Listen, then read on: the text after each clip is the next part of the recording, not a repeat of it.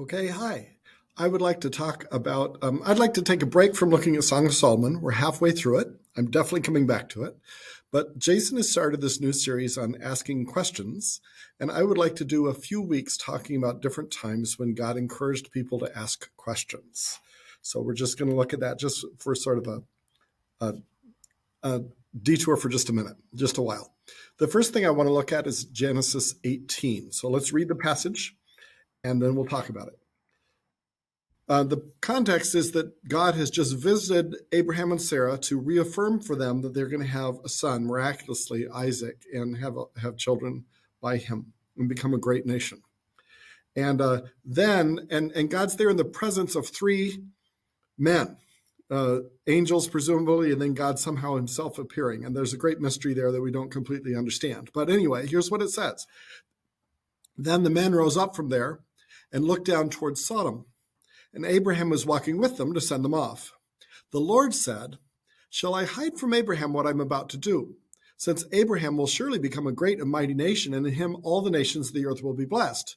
For I've chosen him so that he may command his children and his household after him to keep the way of the Lord by doing righteousness and justice, so that the Lord may bring upon Abraham what he's spoken about him." So he says, I'm about to go judge Sodom. I've just told Abraham how I'm going to bless him, and he's going to become a great and mighty nation, and in him I'm going to bless all the nations of the earth. I've chosen him to follow my commands and keep the way of the Lord and do righteousness and justice. Here am I about to go do justice in the case of Sodom. I should invite Abraham into this. I should let him be a part of this. I should talk to him about this. And it says, and the Lord said, and this is to Abraham, "The outcry of Sodom and Gomorrah is indeed great, and their sin is exceedingly grave."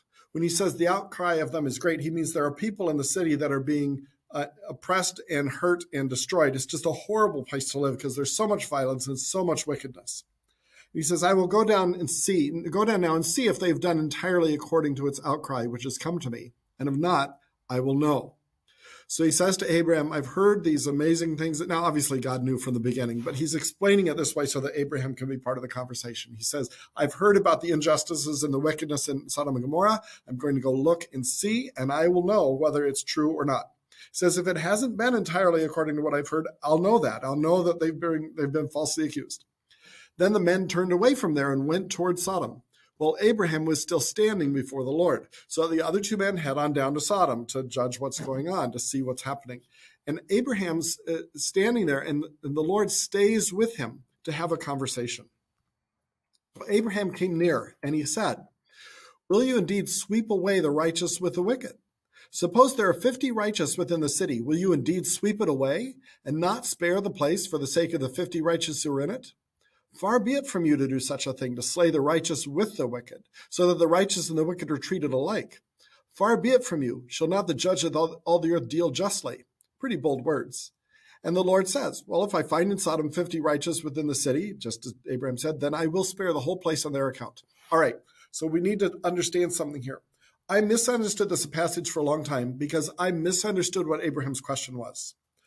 I, first of all, thought that Abraham was thinking about eternal damnation, about heaven and hell. That is not the question here. This is not about Sodom going to hell or going to heaven. It's about the city of Sodom being destroyed.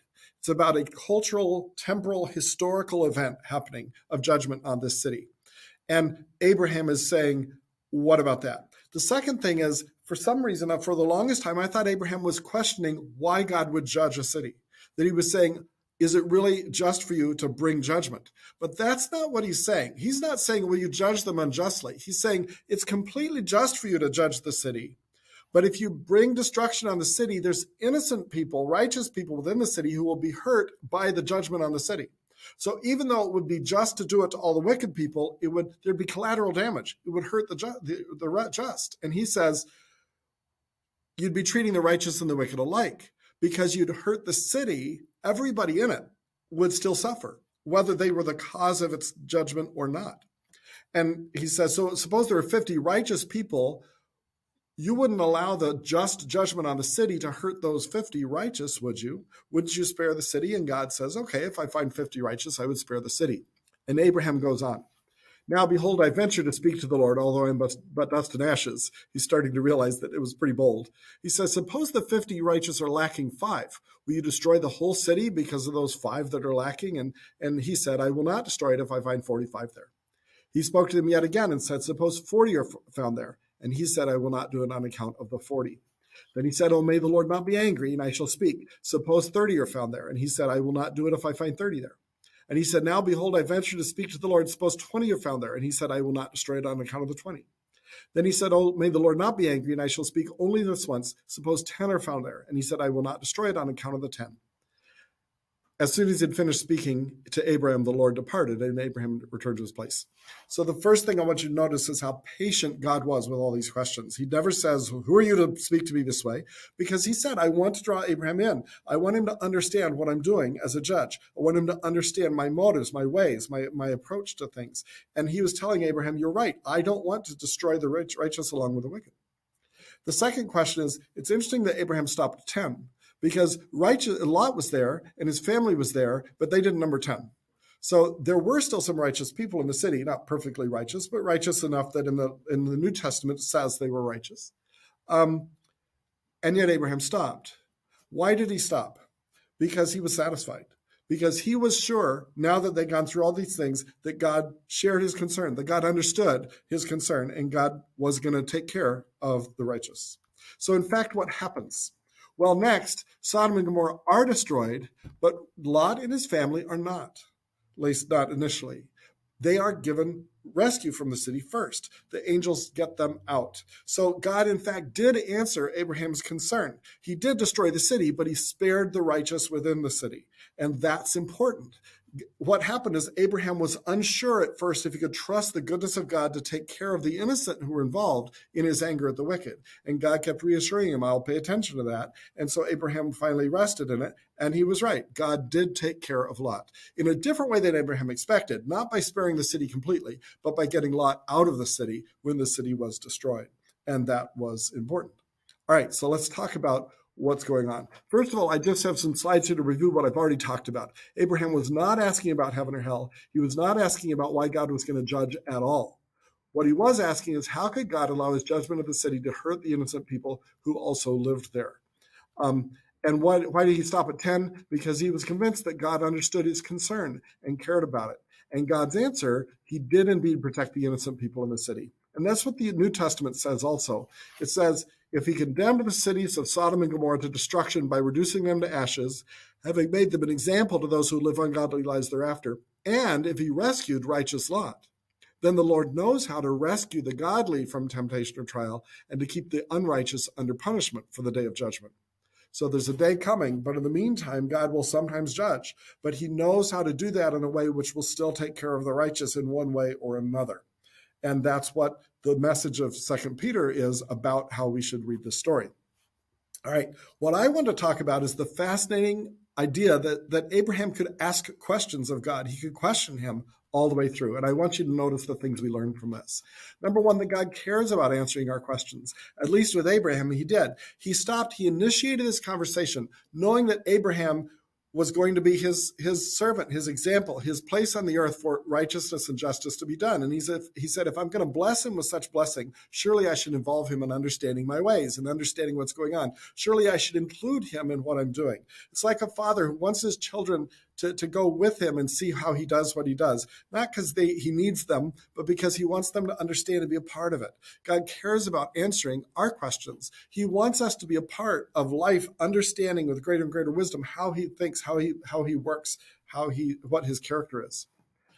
John 15 has a really fascinating passage. Jesus says to his disciples, "You're my friends if you do what I command you. No longer do I call you slaves, for the slave does not know what his master is doing. But I've called you friends, for all things that I've heard from my Father I've made known to you." God would have every right, Jesus would have every right to call us slaves and ask us to serve him without questioning. And he could do that. And we should do that if he did. But what he says is, that's not how I'm treating you. That's not how I think of you. You're my friends. I want you to understand what I'm doing. I want you to understand my heart and my Father's heart and see what's going on and participate with me as friends, not just simply follow my orders as slaves. We sometimes say we need to obey without understanding. That is sometimes true, but that's not the characteristic of our relationship with God. God draws us into a relationship with him in which he understands what our questions are, and he wants us to ask them, and he wants us to figure it out. He wants us to understand his heart. So that's what's going on here with Abraham. Secondly, so that means he invites us to wrestle through our questions with him. It's part of our relationship with God that we bring our questions to him. He often answers us, however, in ways that are outside of our expectations. Abraham was, will you spare the city? Will you spare the city? Will you spare the city? God answered his question, but not in the way he expected, not by sparing the city, but by sparing Lot. And in the same way, sometimes we come to God with our questions, and built into our question is an expectation that he has to answer us a certain way. And God delights in saying, I will answer your need, but not in the way you expected. I may do this in a very different way. You may be saying, God, will you please get us out of this financial difficulty? And what I'll do instead is give you faith and grace through the difficulty. Or you might say, please, fix this in my marriage. And God may say, I'm going to teach you how to love in spite of that in your marriage, or whatever else. We have issues where we come to God with questions. He delights in those questions. He delights in those requests. He may do very much what we're asking, but often he'll do what we need, what we want, but in a different way than we were expecting. And so when we ask a question of God, we always need to be willing to accept the answer that he brings, trusting that it will be as good as anything we were asking for, but it may be different. And the last thing, and this is my goal to make clear in all this set of detour lessons, is that his goal in all this and letting us ask questions is to deepen our relationship with him by growing our faith in him. He wants to get us to the place where we trust him more, where we understand him better, where we see him more clearly, and so we know him better. Abraham, before this incident, didn't understand everything about the justice of God. Well, he still didn't, but he didn't understand as much. He did because he didn't understand God as much. And this conversation was to let Abraham see the heart of God for the innocent, see his concern for the righteous, and see that he did not simply throw them under the bus when he had to bring judgment. And that was very, very important for Abraham to understand about God. And afterwards, he could trust him to do the right thing, even if it's different than Abraham expected. He could trust him to do what was needed because he could trust his heart. And this is very often why God lets us run into the questions we run into, encourages us to ask them. He wants to show us about himself. He wants to give us a clearer vision of his own character, his own heart, because that will help us grow in our relationship with him. It's all about the intimacy of our relationship and our walk with God.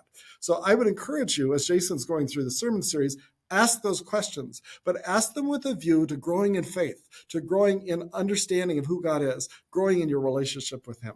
Okay, thanks. See you next week.